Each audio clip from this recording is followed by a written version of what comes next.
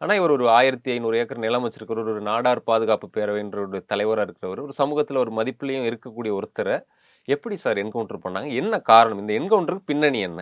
Okay. சென்னைக்கு ஒரு கட்டாயத்தின் பேர்ல வராரு, தங்குறாரு. இந்த லைஃப் ஸ்டைல் பிடிச்சு ம். சென்னையில இருக்கிறாரு. ம்.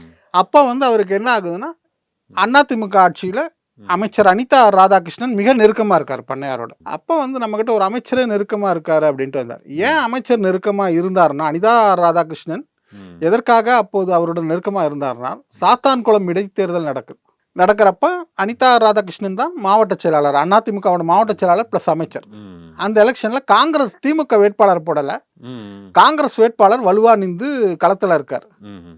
அப்ப ஈவி.கே. இளங்கோவன் காங்கிரஸ் தலைவர். ஓ! அவர் போய் அந்த பூத்த பார்வையிட போறாரு. ம். சட்டைய புடிச்சு வெளியில இழுத்துட்டு வந்து விடுறாரு யாரு? வெங்கடேச பண்ணையார். ஈ.வி.கே. சிலங்கோவனையா? ஈவி.கே. இளங்கோவன். ஓ! நீ யார்றா எங்க ஊர்ல வந்து வேவு பார்க்கறது அப்படின்னு. ஓ! அப்படி வெங்கடேச பண்ணையாரால் சாத்தான்குளம் வெற்றி வந்து அனிதாவுக்கு உறுதி செய்து கொடுக்கப்பட்டது. ஓகே. அதிமுகவுக்கு. Okay, okay. அந்த அடிப்படையில அனிதாவும் வெங்கடேச பண்ணையாரும் மிக ரொம்ப நெருக்கமா நெருக்கமானவர்கள். இருக்கிறாங்க.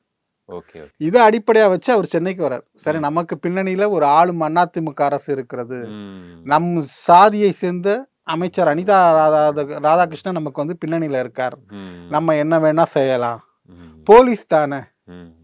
அப்படின்னு அவர் நினைச்சிட்டாரு. ஓகே. அவர் தூத்துக்குடியில வந்து எஸ்பி, டிஎஸ்பியை பார்த்து போலீஸ் நினைச்சவரு, ம். சென்னையோட போலீஸ் கட்டமைப்பு வேறன்றத மறந்துட்டார்.